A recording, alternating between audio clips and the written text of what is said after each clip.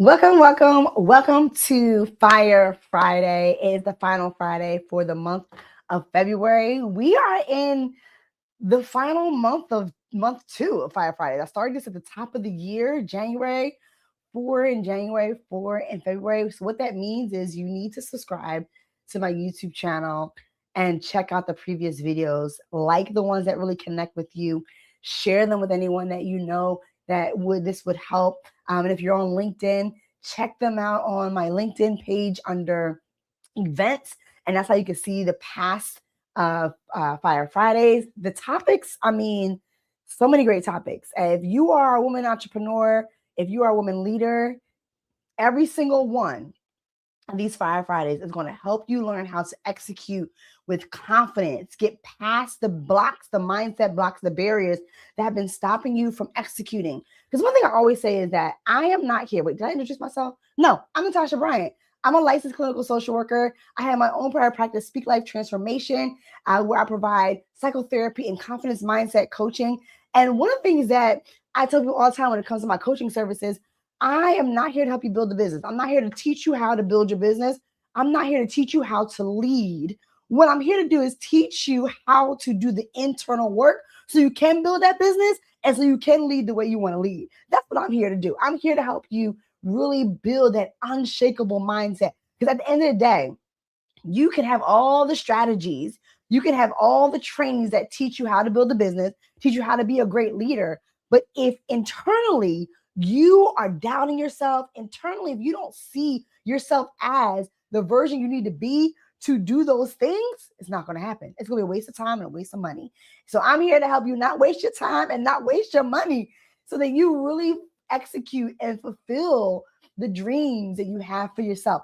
And so today's conversation is one of my favorites. It's about playing small. Because so many women play small for so many different reasons in so many different ways. And we're going to talk about what that looks like and how to not play small.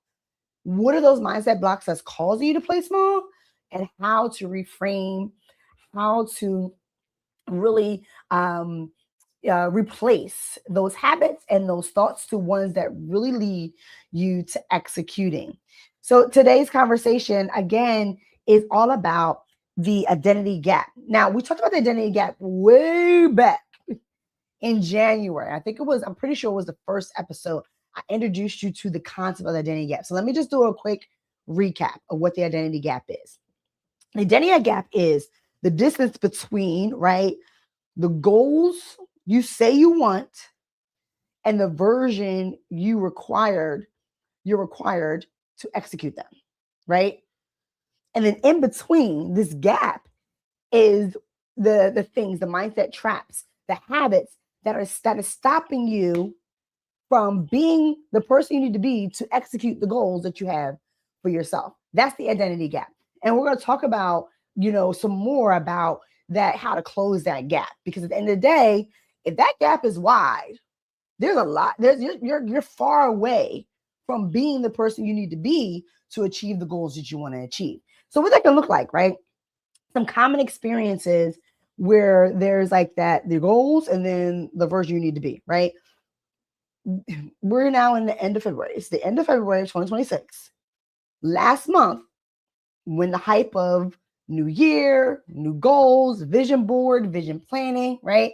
I challenge you to ask yourself, have you followed through on any of the goals that you've set so far?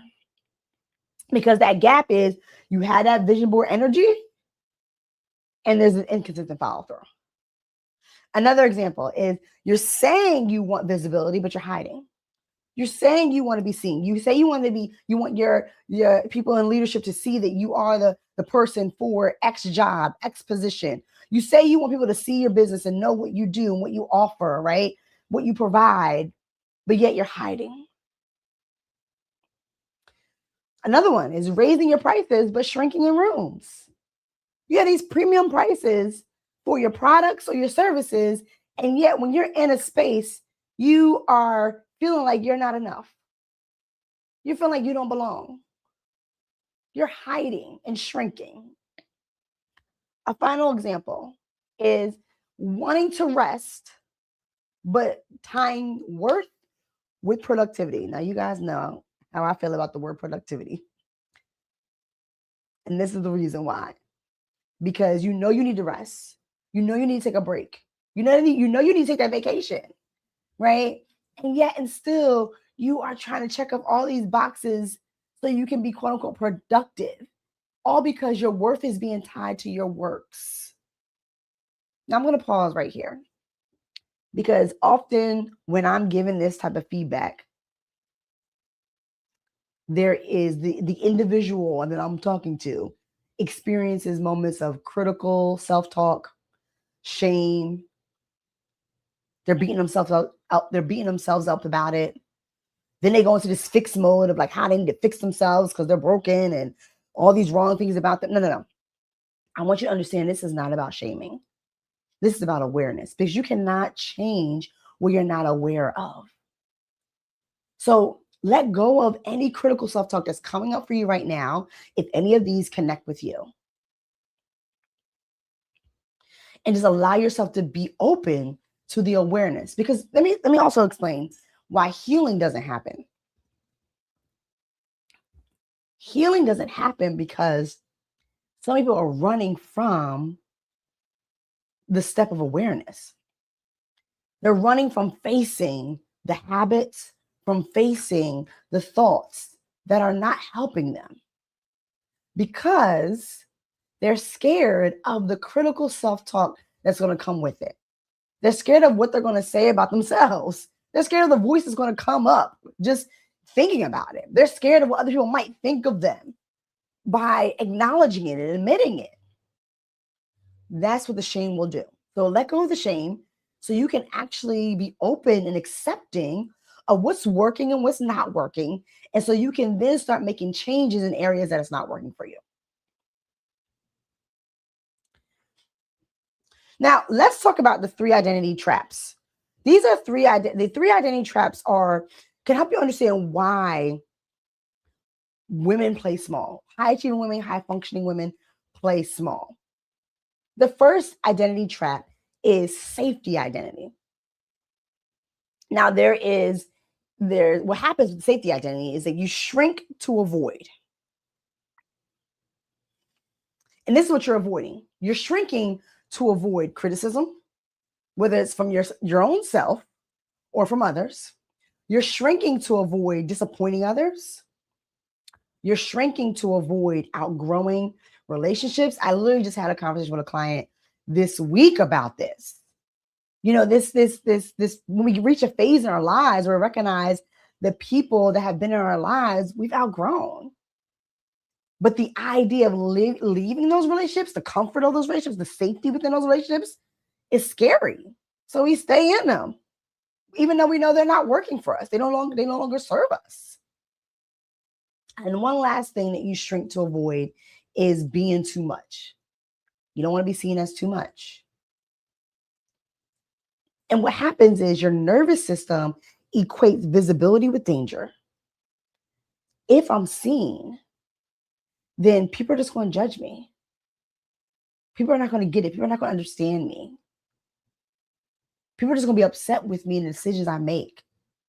And so I'd rather just play small, just stay under the radar, just stay where I'm at. And we're going to talk about the importance about shifting the narrative about what is actually safe when it comes to being visible and what's actually not safe.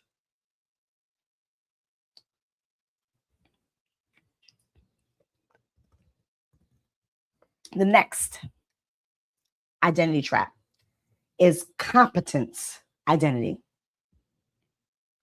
Now, competence identity is where a lot of the proving lies, right? Because within this, you find yourself over functioning to feel worthy.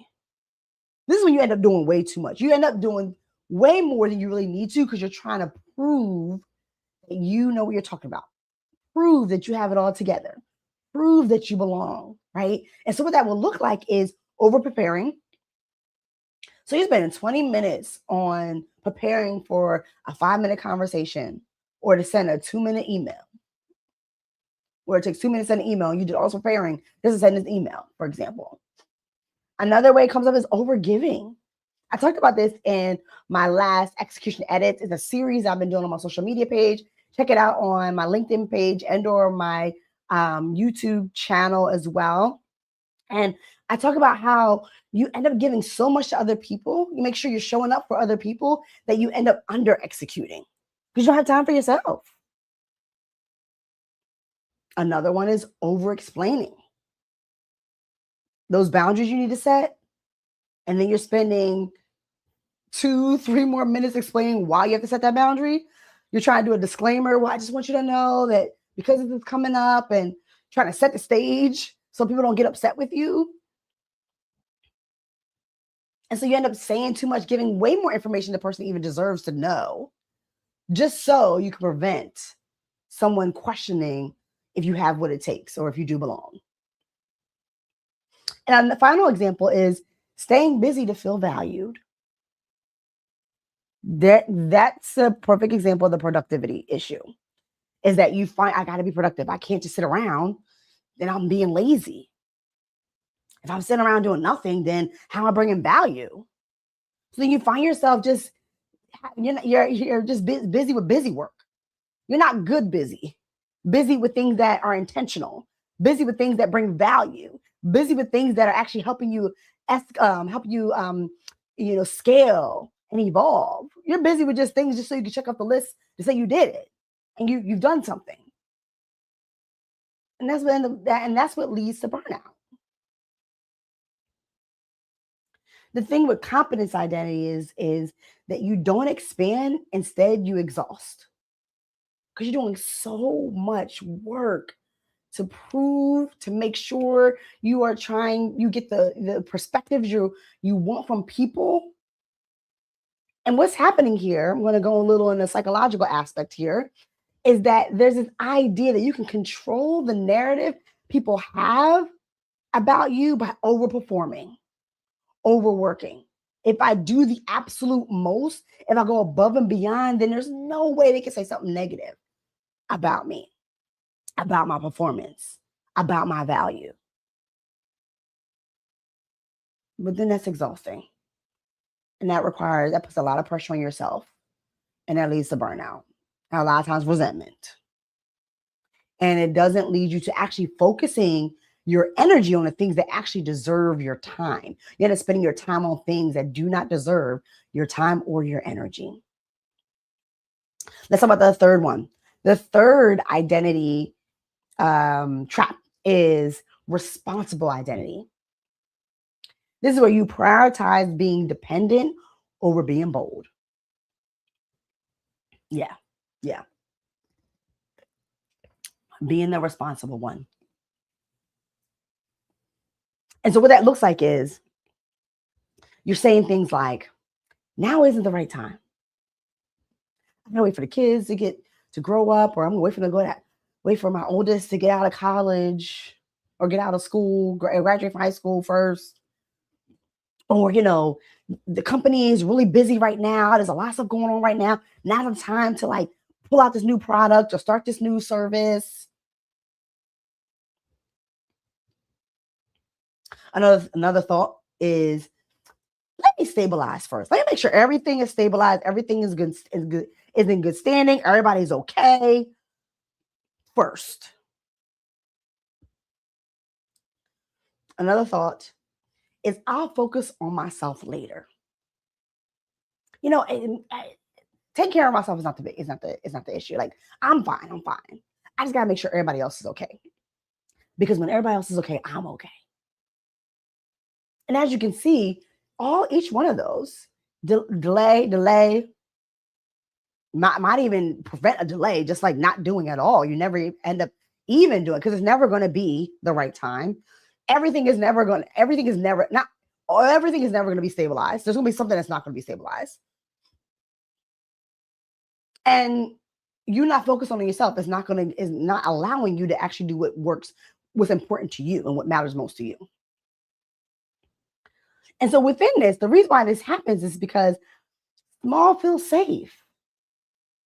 If I just play small, then everybody's going to be okay. People that need me, I'll be available for them. I won't let anybody down. I won't leave anybody behind. I won't make the wrong choice. And that happens because big feels selfish. If I do put myself first, if I do make a decision that leaves people behind, then that's being selfish. That's not being caring. That's being inconsiderate. That's not being compassionate. And as long as that's the narrative, then you're never going to make the big moves you need to make to grow your business or to lead the way you want to lead in your career. And the gap just widens. Final one. Oh, I'm sorry, that was the final one. It was just 3. So really think about like which identity trap has been getting you stuck. Like what trap are you stuck in? Really think about that. Now let's talk about the cost of the identity gap. The things that it costs you. And we're gonna be honest here. I'm gonna keep it real with you. Well, I mean, you should know by now that I'm not gonna sugarcoat any of it. I'm gonna keep it real because again, it's not about shame, it's about awareness, right? So we're on the same page. I'm not shaming you. I'm not putting you down. I'm here for you. I want you to be aware so you know what needs to be changed and how to move forward. So when identity doesn't match ambition, right? You have the dream, you have a desire, you have the strategy, right? But when your identity, how you see yourself, doesn't match the person who needs to execute in that ambitious way, this is what it costs you. It leads to you procrastinating on expansion. You don't end up expanding the way you need to expand. You don't end up taking your business to the next level. You don't end up applying for that position for that director or the CEO or, whatever that is that you need to expand your career. You don't do it. You undercharge. You know your product or your services is worth more. And yet, because you're like, well, who am I to charge this? Or I've only been in business for X amount of years. So I can't say that my product is worth this much because I only have X amount of experience. My business has only been in existence for X amount of time. So who am I to charge? Or my product doesn't have this, or my service doesn't offer that. So who am I to charge this? And listen, I'm talking to myself. I go through this every time when it's time for me to increase my prices. And I always have to talk myself down and be like, girl, you deserve to charge what you charge. And don't feel bad about it. If someone can't afford it, they're just not your client, and that is okay. There is somebody out there for them. You're not here to serve everybody. So charge what you want to charge and be unapologetic about it. This is how I talk to myself. This is why I talk to you that way. This is how I talk to Natasha, okay? Another cost is you hesitate publicly. I promise you, I know this is somebody I'm talking to right now. There is an event on your calendar, whether it's a conference, whether it's a networking event, whether it's a banquet or a luncheon that you need to go to for networking purposes, to scale your business, to get connected with individuals, to scale your career, and you have yet to purchase your ticket because you are hiding and afraid to be public about who you are and what you do.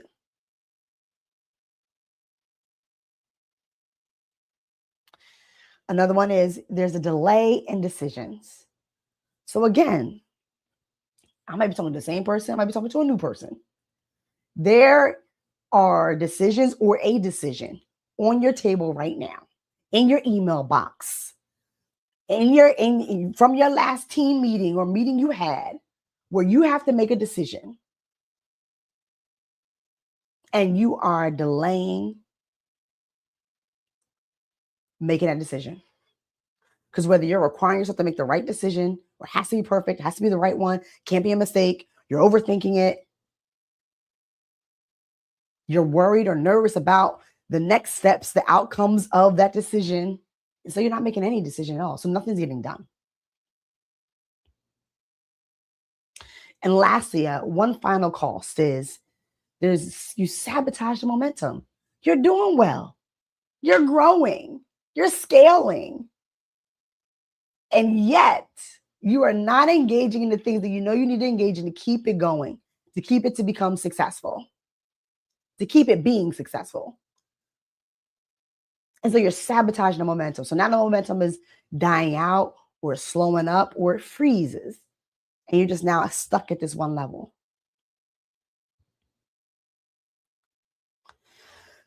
I said this before, right?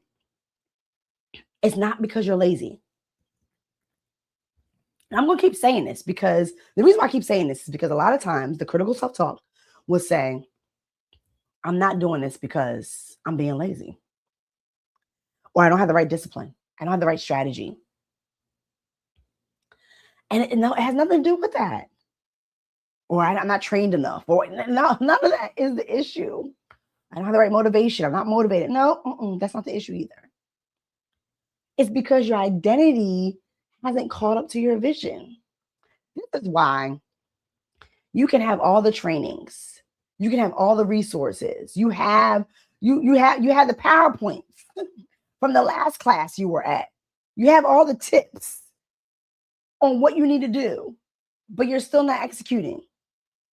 And it's because it's not because you don't have the information. It's not because you don't know how to execute with that information. It's not because you don't know how to use the resources or that you don't have the resources. It's because you are not seeing yourself as someone who can actually do it. And or because you're requiring yourself to do so much to do it that it's becoming overwhelming and now you don't even want to do it. So as long as you are pleasing, proving, perfecting, that gap is just going to widen. And it's going to keep you further and further away from executing the way you need to execute. I want you to understand strategy cannot outperform identity. I'm going to say that again. Strategy cannot outperform identity. This is what I mean by that. You can have an amazing strategy. You can meet with your team and come with a whole marketing strategy, a whole quarter, year plan strategy for your business, for your, you can have all these plans for how you want to grow as a leader within your profession, how you want to help your team to grow, etc. Right? But that strategy will never outperform how you see yourself and being able to do that. How you see yourself and being able to be that leader, whether it's in your business or on your job. How you see yourself and being able to execute that strategy that you have on paper or on the wall, because you might have a whiteboard and it has all laid out on your computer. Like you probably have all the AI tools that gave you all the steps and how to do all that. The AI gave you a whole mapped out plan. Like it's done. Like the strategy is done, but it's still sitting there because how you see yourself is causing you to doubt that you actually can do the execution you need to, or it's causing you to think you have to do way more than what the plan is even asking for. And or making you feel like you got to have all these other things in place. So you have to support all these other people first before you even can do all that.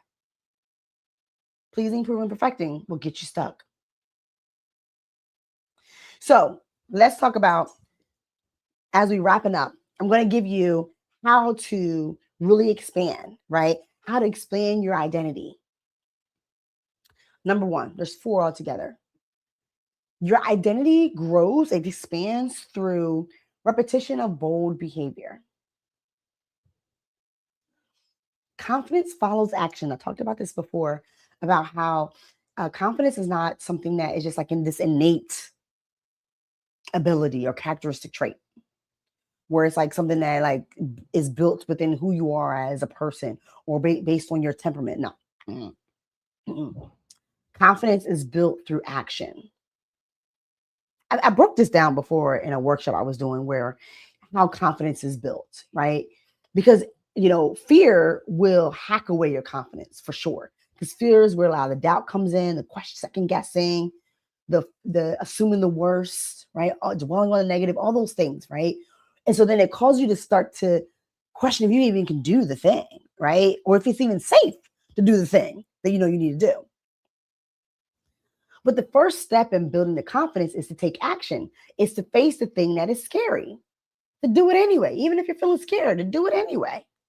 And not just once, because the one time isn't going to be enough. Because again, the narrative that you have is something you've had for a long time. So just the one time is not going to help shift that narrative. You have to do it multiple times to start to reprogram your brain and recognize, like, oh, actually, it's not as scary as I thought it was going to be. Or oh, I actually can handle this.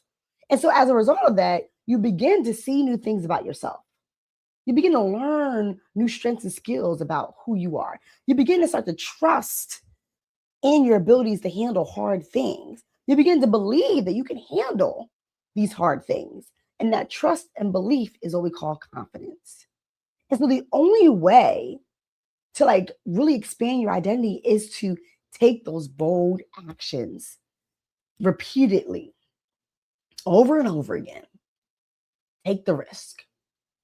Number 2, identity grows through regulating your nervous system. I talked about this earlier. If you are not feeling safe, your nervous system is going to be activated. You're going to go in that fight, flight, or freeze mode or survival mode. And then before you know it, you're now responding emotionally because now your brain is on protective mode and just here to protect you and not helping you think rationally in this process. So you have to allow your nervous system to recognize what is actually safe. Like being seen is safe. Because what's happening is your nervous system being activated because there was a past experience you had, whether it was a traumatic experience or whether it was an experience that caused some type of emotional distress, whether it's you actually experiencing or you witnessing somebody experience it, right? And then you create this narrative that this is not safe. And so now you have to regulate your nervous system. Check out one of the previous Fire Fridays where I gave some tips on grounding and breathing techniques to help regulate your nervous system. Number 3, making decisions as your future self. Yeah.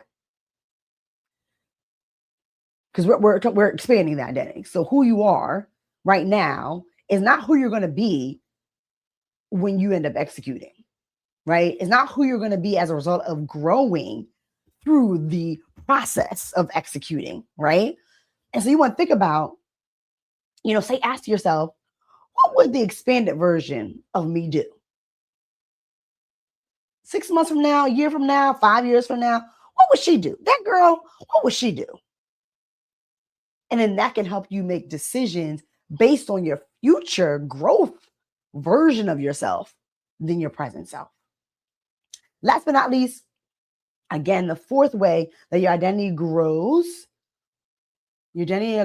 through structure that supports expansion. You cannot expand in chaos. Not going to happen, right? And so you need to create structure that's going to bring you calm, not chaos. Meaning that whatever structure you create, you want to create it where it's going to help you have clarity, have a clear system, have clear a plan of action of how you're going to take the next steps. What are you going to do next? What is the process you're going to follow? But also making sure it aligns with the vision that you have for yourself. Because if your structure is based on where you're presently at, you're not going to get to where you want to be.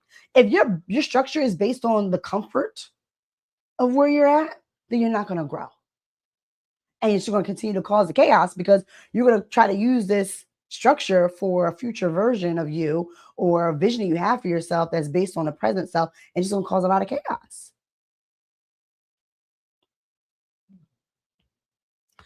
As we wrap up, here are some reflection exercises. This is what I want you to think about.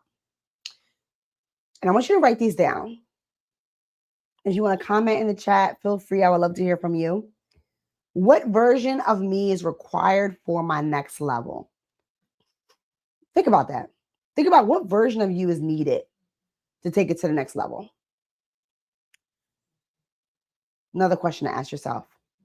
Where am I still shrinking? Really assess areas in your life where you're playing small. Take that awareness, take the shame out, Be honest with yourself and really explore, where am I still shrinking? Remember, this is all about awareness. Lastly, what behavior would that version of me stop tolerating? Thinking about your future self. What behavior that's causing me to shrink, my future self would not even tolerate? I'm like, girl, please. I mean, get it together. Like, we can't be doing this. This is wasting our time and our energy. Like, no, we can't be doing that. Like, which behavior is that?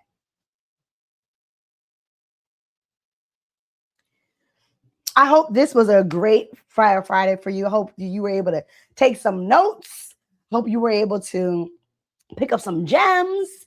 And I hope you were able to really allow yourself to take this in without shaming yourself and really reflect on how you can start playing big, how you can start feeling safe playing big. I'm going to do Fire Fridays again in March, and then I'm going to stop then in March. So make sure you stay tuned for the next Fire Friday in March. I'm only going to do 3 in the month of March. So the first 3 Fridays in March I'm going to be doing. Make sure you subscribe to the YouTube channel so you know when I drop those videos, when I go live, and or follow me on LinkedIn to know when I go live as well. Subscribe to the YouTube channel, hit the notification button on both platforms. Share the videos, like the videos, comment, so other people can also be able to get access to the information I'm sharing. Because let me tell you, this is information that we all need. So share it, share. And until I see you again, make sure you be bold, be safe, and speak life.